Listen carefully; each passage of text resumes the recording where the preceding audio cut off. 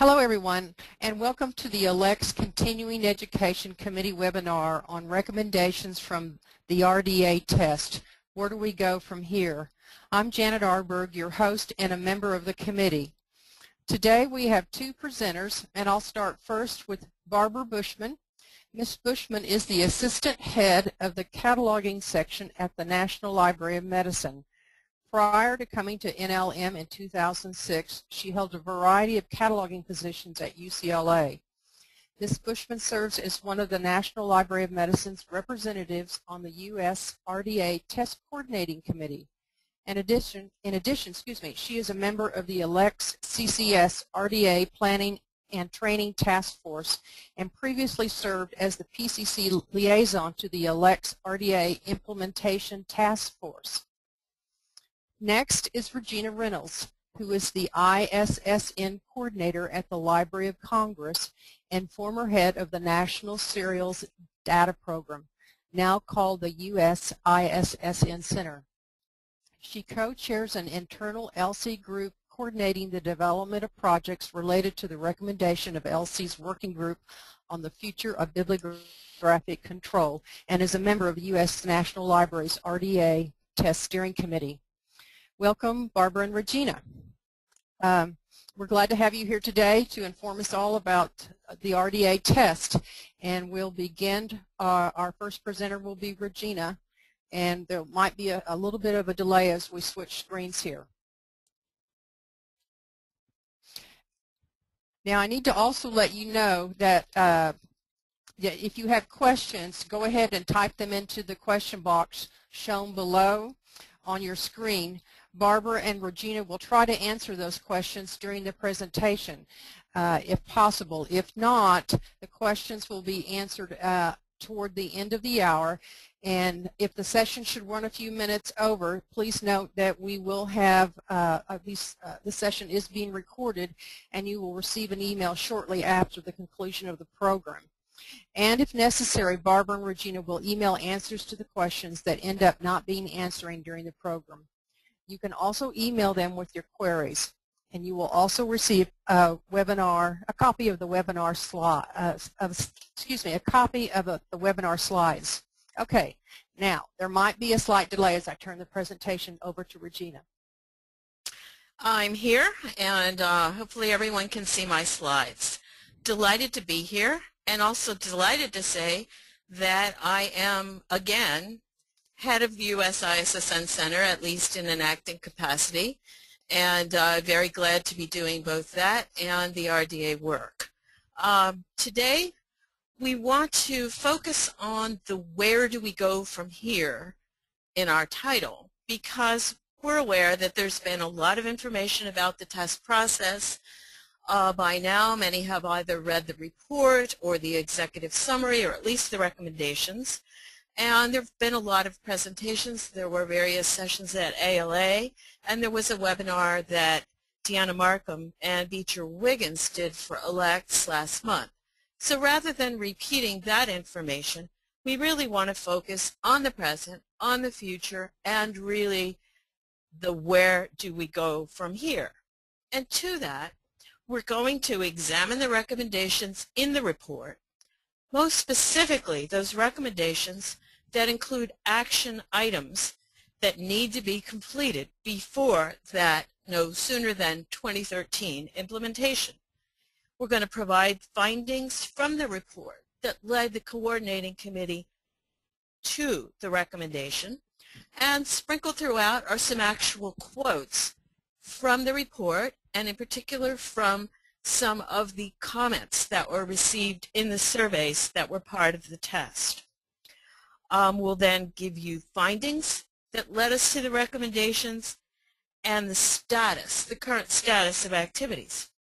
As was stated, I'll present the first half, and then Barbara will take over, and she's going to especially highlight some specifics on how your institution can plan for the implementation and training, and we'll have questions at the end. One of the things that the coordinating committee is very proud of is that this was one of the first instances on a large-scale basis of evidence-based decision-making on adoption of a new cataloging code. And to that end, we had some evaluative factors, which I'll share with you. Then we'll go over the groups of recommendations specifically to the National Libraries, to the JSC, to ALA Publishing, to the community, and to vendors. And then Barbara will be talking about implementation preparations, LC's timelining, and the other NLM and NAL plans, how institutions can prepare for implementation. In some respects, 2013 seems a long way away, and in other respects, it's going to be here before you know it. So in order to help bridge that fine line between panicking, we've got to do something tomorrow, and we'll just take it easy until it gets closer, we'll try to break down a little bit of what's appropriate now and what's appropriate later. Some approaches to training and documentation, we've got a lot of URLs for you about where you can get more information, and then the questions. So the Coordinating Committee spent a lot of time at the beginning of our work developing what we call the evaluative factors. And this was really a list of what do we want to know, what do we want to get out of the test. And then that helped us craft the test and craft the instruments so we could answer the questions what we wanted to know. And we wanted to know, can records, good records, acceptable records be created using this new code? How useful will those records be? What kind of training and documentation is adequate, is ideal, is necessary, and what forms should that training and documentation take? How does the toolkit work? This is a new way of presenting a cataloging code. Does it work? What are the issues involved in it? The RDA content. This was a lot of new content. It was arranged in a new way. How did that work? Systems and metadata and technical feasibility, we had as separate issues. Can your system handle the new fields? How does indexing, etc. work? What's feasible? And when we gathered our data, we really saw that these were very intertwined. And so in the report, we report on these together. Local operations was another factor, even though the test was primarily to make a recommendation to the national libraries. We knew that we wanted to share our findings with the community, and we certainly had to be concerned that whatever the national libraries did, how would it impact local library operations? So we gathered data on that topic. And then kind of as an overall summary, what are the costs? What are the benefits? Are the benefits worth the costs? Our primary data vehicles, and we certainly did gather a lot of data. I think that was one of the most surprising things for the Coordinating Committee was look at all the data. Look at the evidence that we have gathered. And those of you who have seen some of the other presentations might remember that huge mountain, that metaphor for all the data we gathered. There were all told 23,666 records that's composed of bibliographic and authority records. There were 8,509 surveys.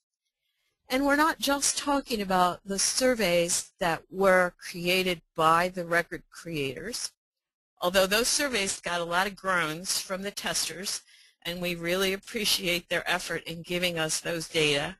We know it was painful at times, but those surveys also went to record users, both library users and end users at the testing institutions. We gathered survey data from administrators at the testing institutions and also gathered survey data from those people we called informal testers.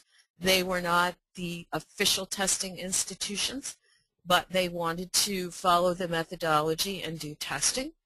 And likewise, we even allowed surveys to be completed by those who did not create any records but simply wanted to provide input on various aspects of the test or RDA. So all in all, we had a lot of data. the analysis of this data formed the basis for our recommendations. So the overall recommendation that we came to, which of course I'm sure you're familiar with, is that contingent on the satisfactory progress and completion of the tasks and action items below, the Coordinating Committee recommended that RDA should be implemented by LC, NAL, and NLM no sooner than January 2013, and the recommendation also goes on to mention the need for the National Libraries to commit resources and an acknowledgement of the significant effort that many in and beyond the library community were going to have to make.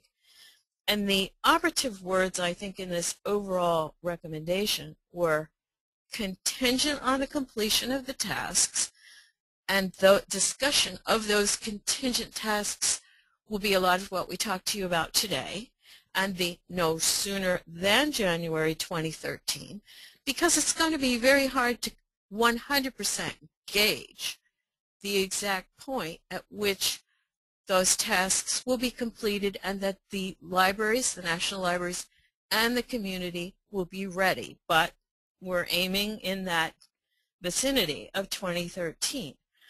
And then these resources that really all have to be mustered to make this happen.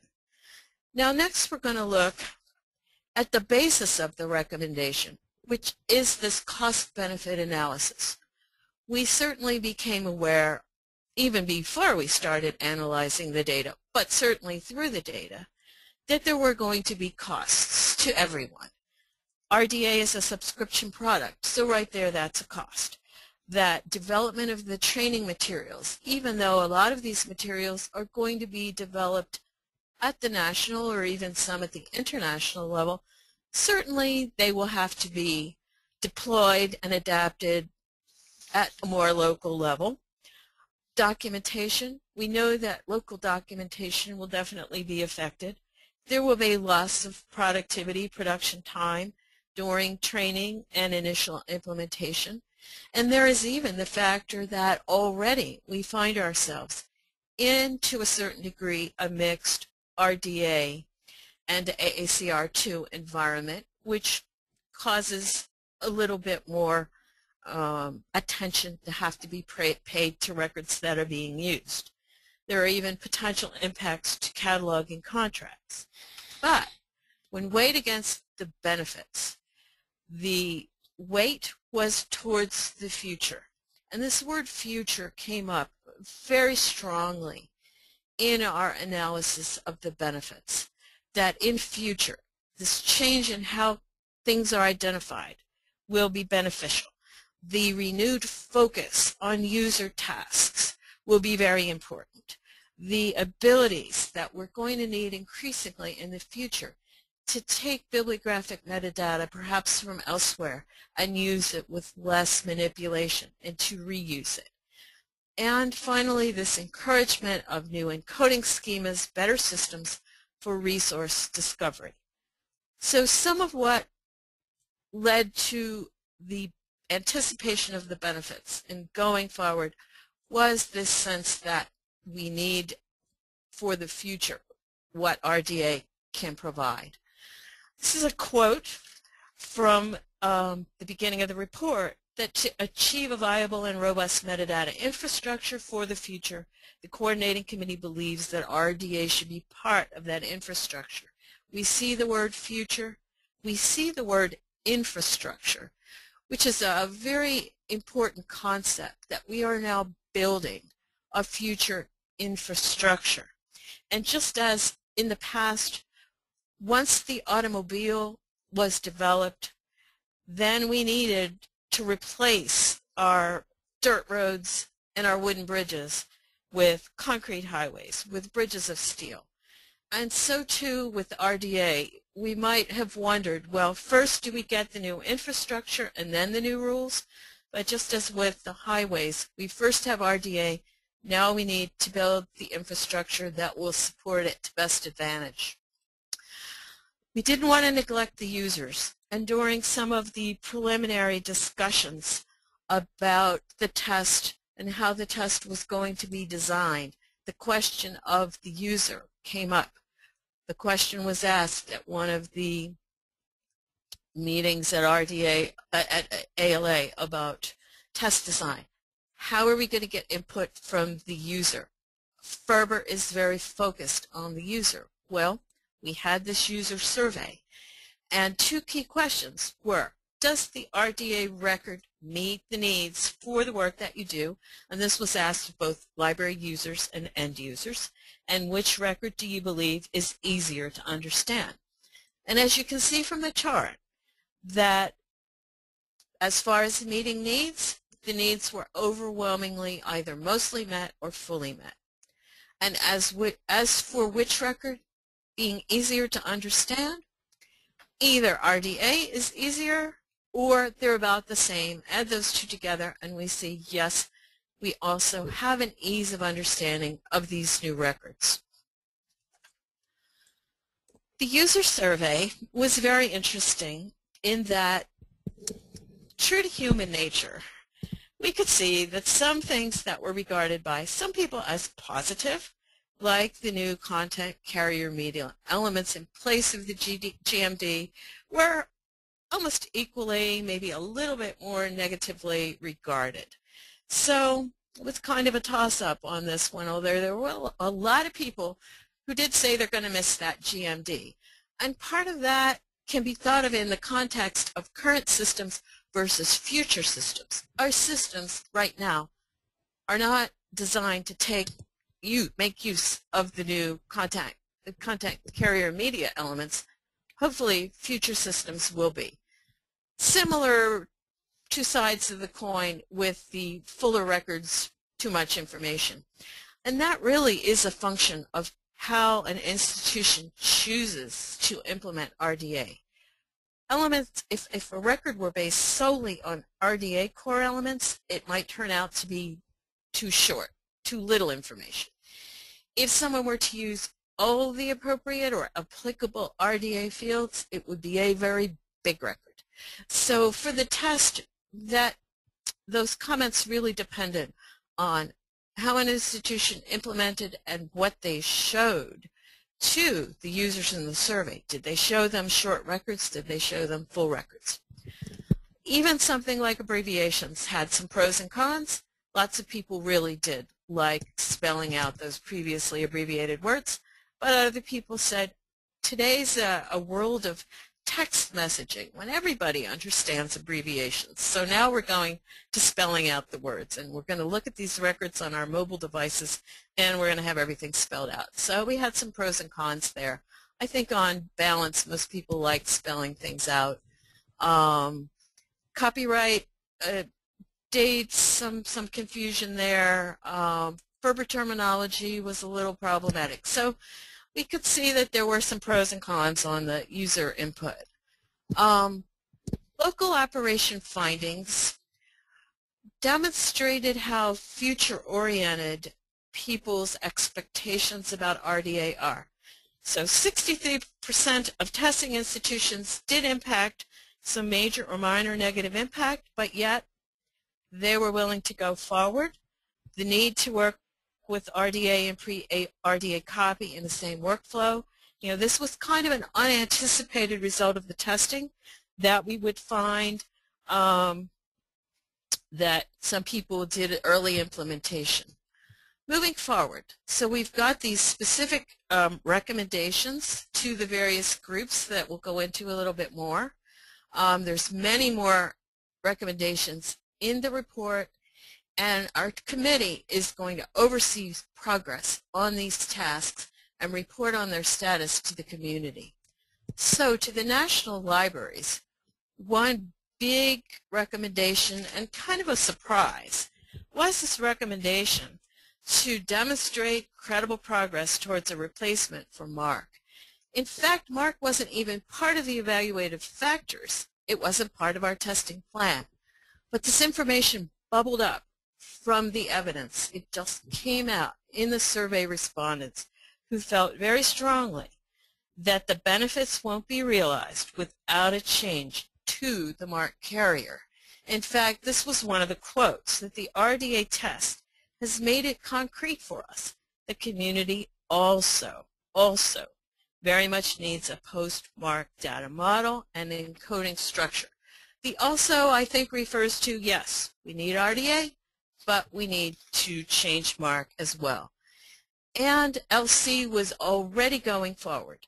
This was something that was brought out in the report of the External Working Group on the Future of Bibliographic Control, but when it was realized at the library from even the preliminary analysis of the RDA survey data that MARC was an issue, Deanna Markham on May 13, 2011 announced this transforming our bibliographic framework.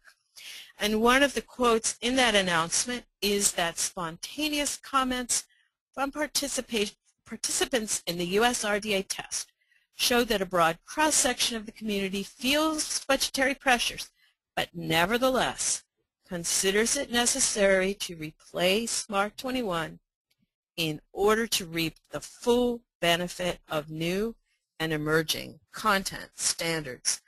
So stakeholders are even now being identified for various meetings. This work is starting in this fall, and a tasks and timetablement for the development will follow, and the community will be kept informed by a website that is listed in the sites that we give at the end. The other recommendation to the National Libraries is certainly not surprising, to lead and coordinate on the training. And LC has certainly made a very good start on that already. Findings from the test indicate that successful training seemed to be in various modes, that most institutions gave staff at least 3 different types. They gave webinars, they gave some one-on-one, they gave local presentations, they had people read documentation. So in fact, staff at 5 institutions offered as many as 7 different training methods. So lots of training will be made available. The training that was done for the testing is even now being worked on to be updated based on findings from the tests and the surveys. Yes, there will be a large impact on updating existing documentation. We know this. We can't go forward without having to update things. But in fact, a lot of people really don't find that a barrier. In fact, many people found it a benefit. It's just like there's never enough time to do this, but when you're forced to do it, we see the benefits. Probably a lot of people have documentation that was in need of updating anyway. One other item that came across from the test was people really want more examples. And despite the always heard refrain, well, we shouldn't catalog from examples, in fact, it happens a lot. And with such a new code, people really do need to see full record examples and examples that have more surrounding context. And that information is being communicated to the JSC, to ALA Publishing, and being worked on to help with the training and documentation. So our recommendations indicate that LC will lead training efforts as they have been and as they're already working on, that other bodies will certainly be engaged, and we know that there are a lot of PCC decisions that really have to be made in a community way, in a coordinated fashion, that more training is needed on Ferber concepts and on the toolkit. And one thing that definitely came across was that although I think people are very familiar with the Ferber terms, work, expression, manifestation, item, we got those terms down pat. But the applicability of those concepts of when do we make access points based on work or expression manifested, more clarity needs to be done there in terms of training, in terms of even clarity within the rules. So what is the status? LC is updating the training and documentation. We're coordinating with ALA Publishing about the toolkit. Lots of work's going on with the PCC that Barbara will talk about shortly, and a timetable, a timeline is being prepared. So, recommendations related to the JSC, and here's where one biggie comes in. This rewrite the RDA instructions in unambiguous, clear, plain English. In retrospect, the proper word should have been reword. The intention here is not that we are recommending that the rules be changed or that the outcome be different, but that the rewording will ensure a better understanding of the rule, of the instructions, and lead to getting the same result.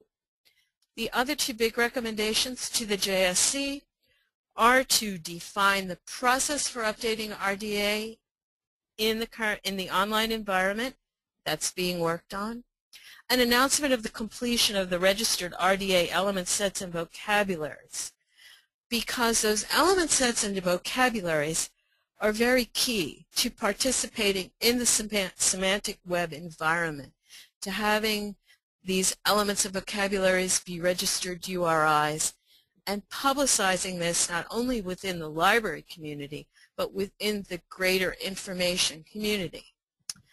In my last slide, I want to just briefly talk about findings from the Bibliographic Record Review.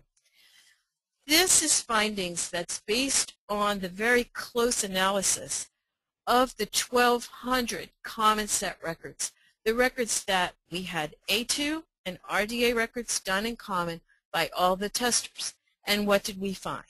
Well, we found that the Ferber concerns, the Ferber awareness of when to make these access points for the works and expression manifested, that was one of the most common omissions in that, for people who know the set, the Barbie monograph that had both an Italian and an English expression, they weren't always clarified. These access points were not always present. In the case of the Mark Twain that had several different works manifested, again, knowing when to make those access points, and this is a training issue. Lots of errors in publication date and copyright date, and there's going to be some work done on perhaps on having a separate field for the copyright date or subfield. Confusion about the use of abbreviations, because we cannot say that 100% you spell everything out. There are still some abbreviations, and in the AV resources in particular, there was some confusion. Being a serialist myself, I can attest to seriality probably always will be problematic, but we saw that perhaps there are some clarifications that could be made, maybe in the rules and definitely in the training. And likewise, integrating resources and serials included certain fields like mode of access, which is no longer in RDA, certain confusion about dates. So the test data really gave us a lot of good guidance about the kinds of things that need clarification and training. All right, I'm going to turn it over to Barbara now. Thank you for your attention.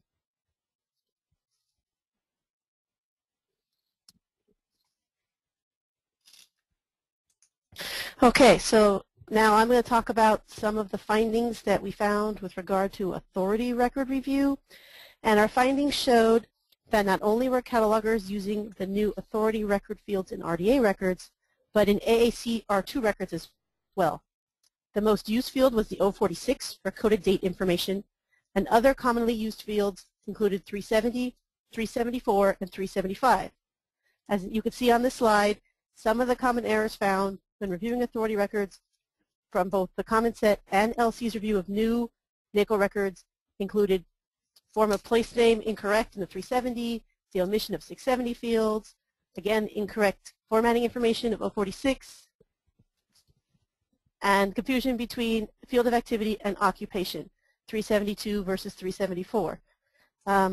One example of this confusion between the 372 occupation field, activity field, sorry, and the 374 occupation field is that people weren't sure what terms to put in which field. So sometimes people would put in music or art, or should it be artist or composer? And the guidance from LC was that 372 should include terms like music or literature or art, while the 374 should include artist, composer, and writer. Findings related to the RDA content itself. There were subjective reactions to the RDA content, and those were mixed. Some participants liked the emphasis on transcription, cataloger judgment, and the new content, media, and karyotype elements, as well as the elimination of abbreviations. A few described the text as elegant or well-written. A large number of participants reported confusion about the structure, organization, and vocabulary in RDA, and commented that the order of the rules in RDA did not match current cataloging workflows. The text was described as redundant, circular, and complicated, rather than being a simplified set of rules. Suggestions for improving the text included providing more detailed guidance and full record examples. Findings related to the readability of RDA. So the coordinating committee decided to conduct a readability analysis. And the purpose of this analysis was to perform an objective test to determine an approximate readability score for RDA. A sampling of sentences from 86 random pages of the text of RDA was compared with random sentence samples from ACR2, ISBD, and the Concert Cataloging Manual using two common readability tools, Flesch Reading Ease and Flesch Kincaid Grade Level. The comparison indicated that the RDA text was the least readable, being readable at the college graduate level, while the three other manuals were rated for college students. Survey responses relating to difficulties encountered indicated that over time, participants gained a better understanding of RDA. There was little difference reported in difficulties encountered by different levels of staff. However, participants working in non-textual formats did report a higher number of difficulties. And here we just have some sample quotes that we had received from our participants related to the content of RDA. The weakness of RDA is the disorganized vagueness of the RDA rules, and it is difficult to understand. Each person may arrive at a different conclusion from the same instruction. So the status of the recommendations related to the RDA content. The coordinating committee has identified 4 chapters to be considered for rewording and has forwarded that list to the JSC for their approval. Potential writers have been identified, although a selection has not yet been made. The coordinating committee may call on our former test partners to review any chapters that have been rewritten and also rerun the chapters, both the original and the revised versions, through the readability analysis tools to compare the results. Also, the clarification of the work expression manifestation of item boundaries and the differences in cataloging resources with various modes of issuance. This is being discussed, and LC is going to continue to work with the JSC on topics such as authority elements, issues relating to expressions, and rules related to the specialized communities. So a status of the tasks relating to the JSC. According to an announcement from the JSC dated August 8, 2011, the first group of RDA-controlled vocabularies are published in the Open Metadata Registry, and that is the link where you can find those. The JSC is working on a new process for updating RDA in the online environment. And ALA Publishing is investigating the possibility of monthly updates to the toolkit if needed, definitely more frequent than we have seen with ACR2. And they're looking at different ways for notifying toolkit users that what has been updated. Although, just to make a note, updates to the print will occur less frequently. Okay, recommendations to ALA Publishing. So the 2 recommendations that I'm going to talk about are the ones to improve functionality of the RDA toolkit and to integrate complete RDA record examples in MARC and other encoding schema into the RDA toolkit. And this is being done in conjunction with the JSC. So our findings related to the use of the RDA toolkit. There were several positive comments related to the RDA toolkit. However, the overall impression from the comments is that the users struggled to use the toolkit effectively. Many respondents found the toolkit to be clunky and difficult to navigate. Many were pleased with the organization, although they were not pleased with the organization, although it was at times unclear if this was the organization of the rules themselves or how they were presented in the toolkit. Also, attempting to navigate to particular rules in the text via the table of contents confused many users. Many commented on the difficulty of locating all the relevant rules and that the hit list did not include enough context to decide which is the one with the needed information. There were comments that it was difficult to determine the order of the results of a keyword search and suggestions to display the results in rule order or have links to the rules first, followed by the links to the definitions. The workflows presented in the toolkit were seen as useful in creating initial records because they are written in straightforward language and ease the burden of the Ferber-based arrangement of RDA by ordering the rules by mark ISBD area. The potential for development of specific workflows at the local level and by format-specific cataloging communities was noted. There were comments that a longer timeout period is needed, and when the RDA toolkit does timeout, some users would appreciate if it would not wipe out the screen, but rather leave the user where they are. So the status of these tasks relating to ALA publishing, and this is information that I have gleaned from listening to the ALA publishing webinars on the RDA toolkit. And again, these are just a few of their upcoming enhancements. They are planning on having a virtual user group that will discuss upcoming enhancements and suggestions for future development. They are working on improving the chapter loading. Users will be able to select their timeout length as part of their profile. A mark linking service is or will be available, which allows users to link directly to the rules in the toolkit from their local system and or documentation. And I believe OCLC Connection has implemented this already. Information about these and future enhancements is available on the RDA Toolkit blog. Recommendations to the community, including PCC. And the one recommendation that we're going to talk about, the big overall recommendation, is to ensure and facilitate community involvement. And under that, there are a few specific recommendations: to prioritize needed updates to practices, decisions, and documentation, prioritize and submit changes to the JSC for RDA content, determine the role of PCC and special interest communities, and determine the best methods to share decisions within the community. What still remains unclear is to what extent the specialist communities will adopt RDA or continue to use their existing manuals as is, or adapt their current guidelines to be more compatible with RDA. If the generalist who uses RDA for the occasional special item in his or her collection follows one set of descriptive practices, and the music, AV, or rare book specialist follows a different set, what is the impact on identification and retrieval? While specialized communities can develop best practices for use within their groups without submitting rule change proposals to the JSC, the community as a whole will not realize the full benefit of applying a common standard unless the standard itself is changed. In today's environment, where the use of existing copy is an essential efficiency for many institutions, incorporating desired changes into RDA will help ensure that copy from a variety of sources will be as useful and usable as possible. So the status of the community involvement task. The PCC has established 3 task groups. The RDA Decisions Needed task group was charged to review a document entitled PCC, RDA Policy, and Practice Decisions Needed if RDA is adopted, and to recommend to the Policy Committee next steps, including how decisions on each item should be made. The task group on AACR2 and RDA acceptable heading categories was charged to discern types of headings currently existing within the LC Authority file that fall into one of 3 categories and provide suggestions for handling these categories of records. Should they be batch updated, manual updated, leave them alone, etc. So those categories are headings constructed under AACR2 and valid under RDA, therefore usable as is. Headings constructed under AACR2 in need of change to be used as valid RDA headings, or gray areas where the need for change is uncertain.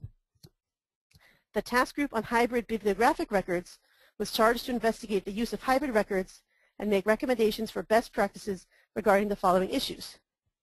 In performing maintenance on an existing record, should or can a record created under one code be changed to a different code? In what situations? How much is it desirable or permissible to change existing bibliographic records for other reasons, in areas other than headings, e.g. to add fields 336 through 338?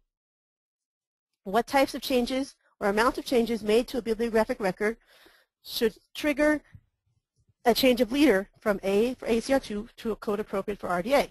Excuse me.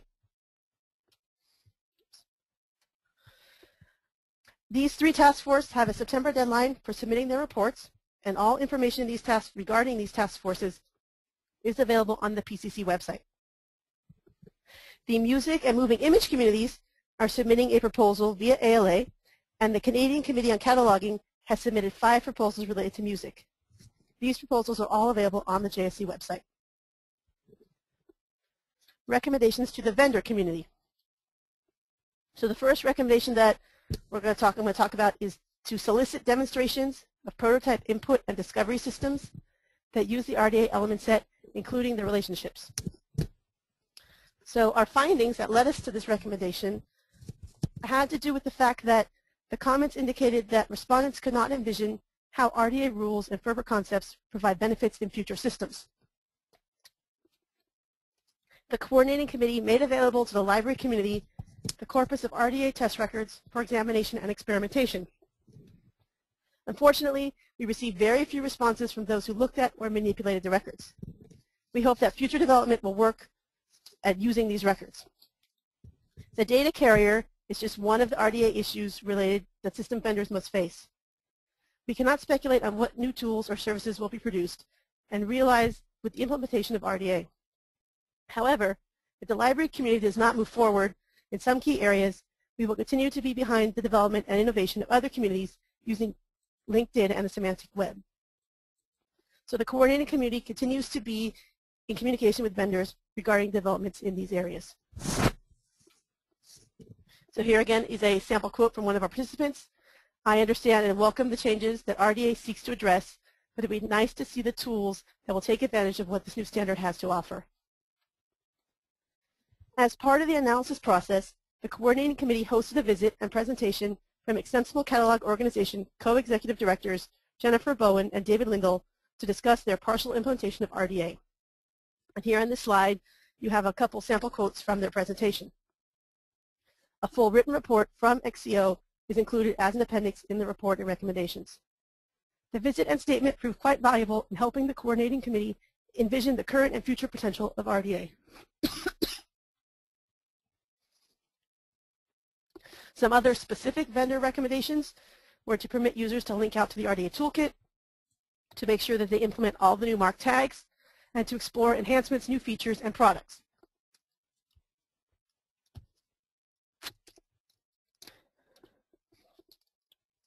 So again, our findings in these areas.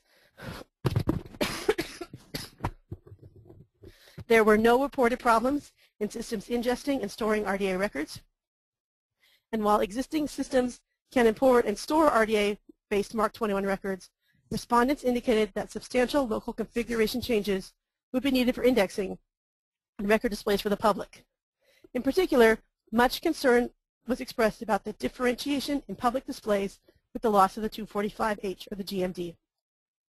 And while we tried to gather RDA records produced in schemas other than MARC, very few records were received, so we were unable to do a complete analysis.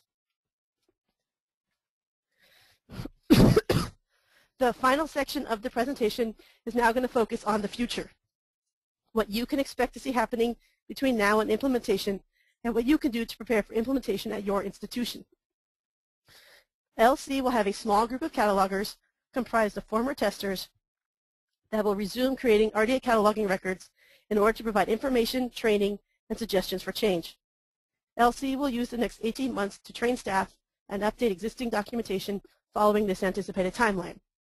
So in October of this year, they are going to retrain their small set of catalogers, and in November, that small set will return to creating RDA authority and bibliographic records, and then no sooner than July 2012, they will begin to train the rest of their staff.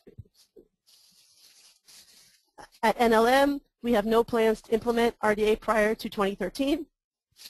We are starting to familiarize our staff with Ferber concepts and terminology. Practical RDA training will begin about 3 months prior to implementation, although some of our testers may begin producing records excuse me, about a month earlier to assist with staff training. We will be updating all of our documentation for both our staff and our contractors, and we expect to work closely with ALCTS and the PCC to develop training manuals and policies that make sense for the U.S. community and our constituents. NAL is monitoring the progress of recommendations and planning for a coordinated implementation in 2013.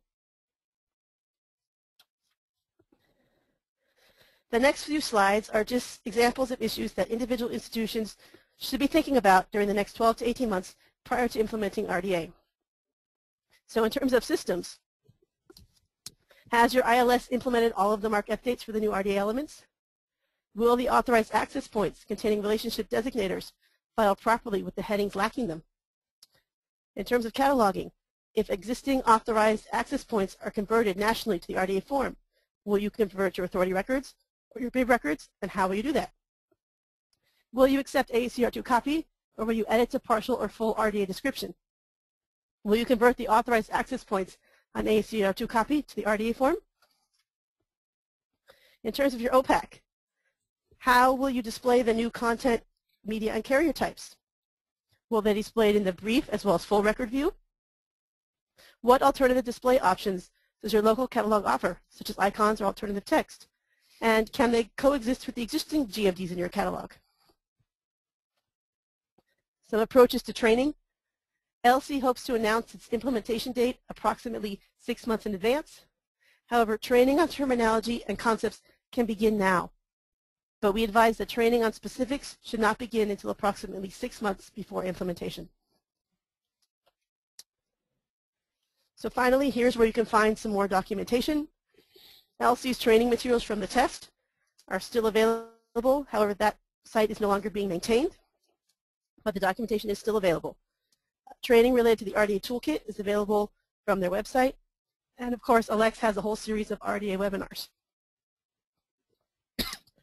The final report and recommendations from the coordinating committee is available.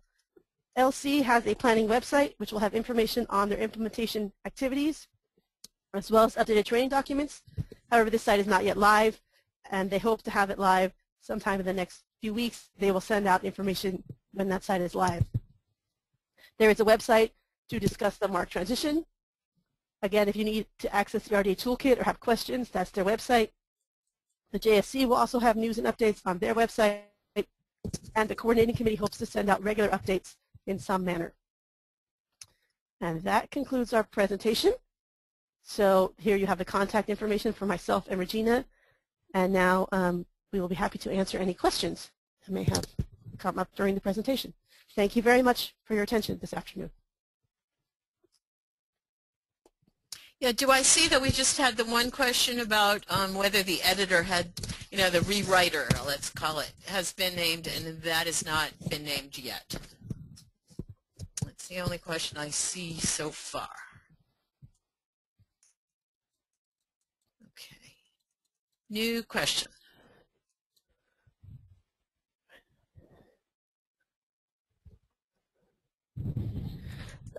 I see a question about somebody's OPAC and what they see in their OPAC. That's a local policy decision as to what fields from the MARC record you display in your OPAC. So that's something that you need to discuss within your institution, what fields you want to display, 300 field or the new 33X fields, or which of them you want to display. Yeah, that's why it was very difficult to treat equally all the comments from the user survey, because so much depends on your local system, what you index, what you display, and how all these things work together. And those are the kinds of things that people can start considering early, because system changes can take a while.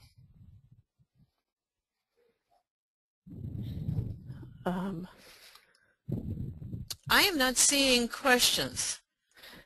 I can see which 4 chapters have been identified for rewording. We have identified, I believe it's chapter 6, 9, 10, 11, and 17. Those are the ones we forwarded to the JSC as our suggestions for chapters that needed to be reworded. And those might not be the limit of chapters, we wanted to request some as a starting point. And as Barbara mentioned, to evaluate the readability and the style of the new chapters rather than suggesting a complete rewording all at once, even if such were possible. Okay, oh, I'm seeing a question about CIP. Aha. Yeah, I'm having trouble. Will SIP in the interperiod be in both RDA or A2? Yeah, okay, I will take that one. And the way that's going to work is similar to what happened during the test. Certain of the LC catalogers who were testers during the test will be resuming their work on RDA in approximately late fall, and if they were doing CIP, they will do CIP in RDA. If the CIP was originally done in RDA, when it comes time to update it based on the published work, that will be also done within RDA. So CIP is going to be a mix. And I'm scrolling, let's see. So what contributions, let's see. I'm having trouble identifying the LC questions. There's a question about, do LC catalogers feel about having two groups of starting in November, non-RDA and A2 catalogers, and how much LC cataloging will be based on RDA? The LC catalogers who are going to continue to work in RDA are a very small percentage. We'll call it a handful. Therefore, the proportion will be largely still A2. The RDA catalogers are working in order to provide more data for training, documentation, rule suggestions, so it will be by far a small percentage. And how do they feel? I'm not going to attempt to address anybody's feelings. I'm sorry. I don't know. And I see a question about who was the user group. And if I'm understanding the question correctly, it's when we talk about the user surveys, and if the question is asking who was that group of people, who were those surveys given to, and that we left each institution to decide for themselves who they wanted to administer the survey to. So it could have been any types of users, public users, other library staff users. It was really people up off to the street. It depended. It was up to each individual institution as to who they considered their users and who they wanted to respond to the survey. Right. Looking. Yeah, I'm scrolling through the questions. The user group, the SIP, OCLC. I think that's a question that is better left to OCLC. However, I do know that OCLC certainly plans to continue in its phased implementation of appropriate Mark 21 fields. As always, OCLC implements changes in Mark 21. They implement them on a schedule that is dependent on OCLC's schedule. So looking at will ISSN RDA pre-pub records be created beginning in November? The answer is maybe. We only have one person who was testing RDA within the US ISSN Center, and that is a technician who is not doing pre-pub cataloging.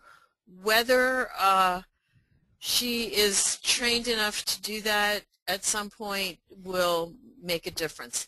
One of the things about ISSN records and RDA, however, is that there is not a significant impact on RDA pre-pub records. The pre-pub records are already short records to begin with, and there could be a little difference in how the place and publisher appears There could be a little difference if there's a conference, but overall the feeling about serials or the results from serials were that in some kinds of resources there wasn't a whole lot of difference to be seen.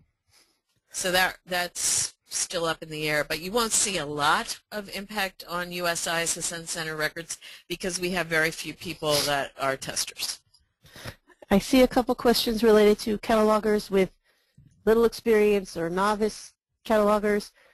And again, it was up to each institution as to what catalogers from their institution participated in the test.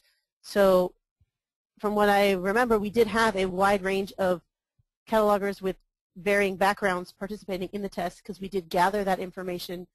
Again, that data, if it's not already, will be available publicly. The results from our surveys, the data analysis portion of it, and in there it is broken down by how many years of experience catalogers had. So we personally are not planning on doing any further data analysis, but it should be out there should somebody want to use it. You know, write a PhD thesis, whatever you want, but as far as the coordinating committee is concerned, we are finished analyzing the data. Do I hear a thank goodness in your voice, Barbara? I see a question here that says, I understand that the other international national libraries, Canada, Britain, Australia, have decided to support the January 2013 implementation. Can you confirm this? Yes, in fact, I can. We had some very, very preliminary information via Beecher from a recent meeting of the Committee of Principals that he said we could use to, quote, fill in gaps in information, and they have in fact reaffirmed the coordinated implementation.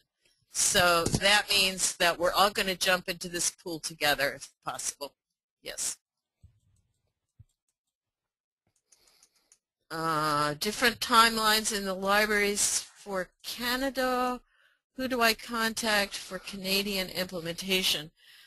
I would suppose the National Library of Canada folks. And the Canadian, I can't remember their acronym, is it CCC, Canadian Coordinating Committee? But I'm going to quickly look while other questions are being answered to see if Canada was included with what Beecher provided to us. And if not, there is the option of our getting back to you in writing with further answers. And I don't think that you know that. I do, and they were part of this committee, so I assume that they are in line with the January 2013 recommendation as well. Right, with the not sooner than. Right. And I think that's a clarification that it's no sooner than. That doesn't mean on January 1st, 2013, ta-da. That remains to be determined at exactly the more precise date. But as was noted, there really is a strong intention to give people a good lead time on this for preparation and for that notion that we don't want to train people in the real nits and grits and then not allow them to be able to start putting that into practice in a reasonable time frame. So there will be a timeline that will be monitored that will help drive information given out to the community. I see a couple questions about working with ILS vendors and about how systems are going to display things.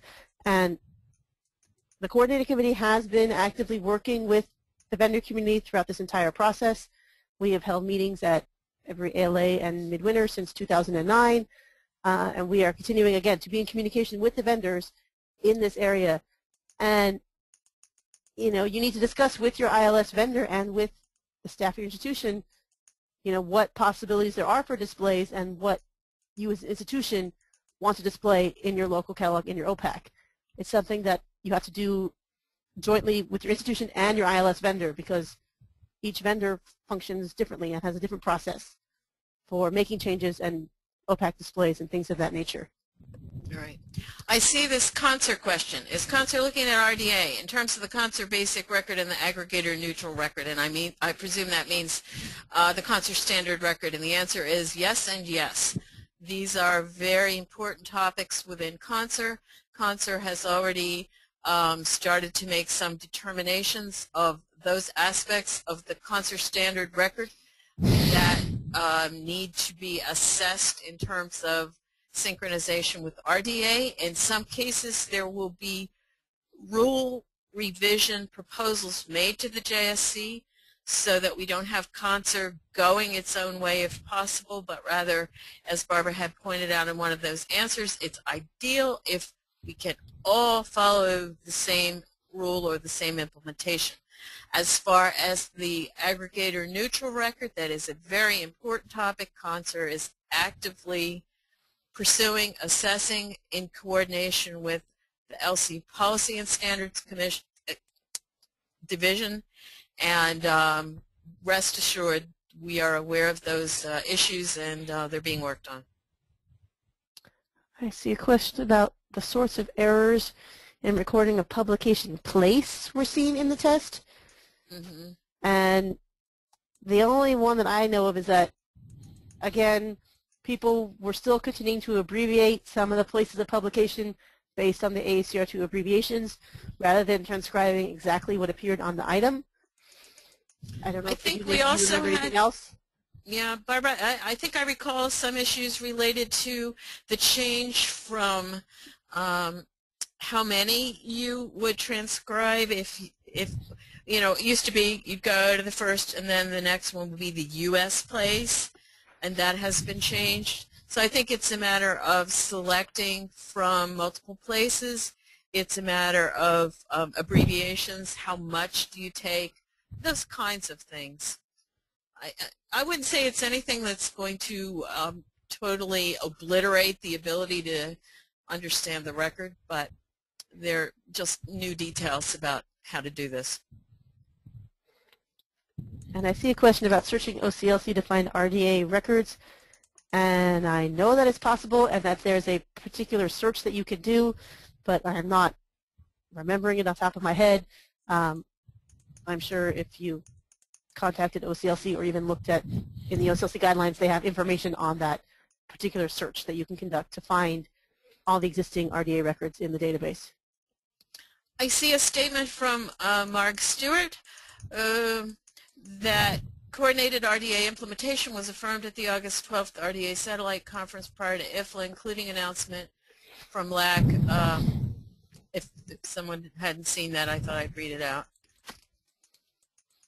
So Canada is definitely in the Anglo-American coordinated implementation. Is Barbara and Regina, is this about the end of the questions? As far as I can tell. Yeah, scrolling Okay. through, it's what I'm seeing too, that I think we've at least mentioned all of them.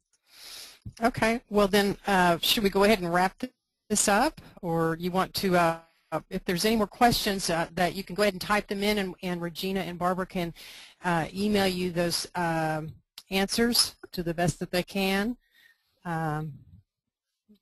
Unless you all have anything else.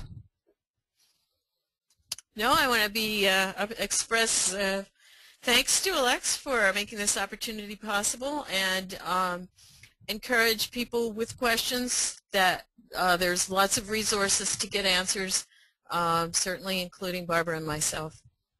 Yes, thank you again very much for listening to us this afternoon, and Okay. hopefully we provided some, insight and help into what you can do between now and 2013. Okay. Thank you, Barbara and Regina, for this very insightful program that has provided us with that helpful information on the RDA test results and the implementation of RDA. For those who attended today, we hope you found today's webinar useful. You will soon receive a short online evaluation form. Please take a few minutes to respond to the questions and return the form to us. The comments that are received are reviewed by the ALCTS Committee and used to plan additional continuing education offerings. And just a reminder once more that this webinar has been recorded, and you'll receive an email shortly after the conclusion with a link to the recording. You will also receive a copy of the PowerPoint slides. Now, for your convenience, I've noted some upcoming RDA webinars. On September 16th, there'll be a webinar on RDA and cartographic material. On October 19th, we'll have two series, one called RDA Basics, and they'll be addressing scores. And on October 26th, there'll be an RDA Basics, on sound recordings. I'd like just to take this opportunity to thank Wade Wyckoff for providing the technical support for today's webinar. Wade and his colleagues on the CE Committee's Technical Support Subcommittee make it possible to present these webinars so smoothly. On this third slide, there is information about all the ALCTS webinars that are featured on the ALCTS homepage, and the web address is given here on the slide. New webinars and CE events are continuously being developed, so check the ALCTS homepage frequently for new information. We welcome your suggestions for webinars and other continuing educational opportunities. You may contact me at janetarberg.okstate.edu or submit a proposal online using the ALCTS webinar proposal form found at the ALCTS Continuing Education homepage. Again, we sincerely appreciate your attendance today and hope you will join us again for other ALCTS presentations. Thank you.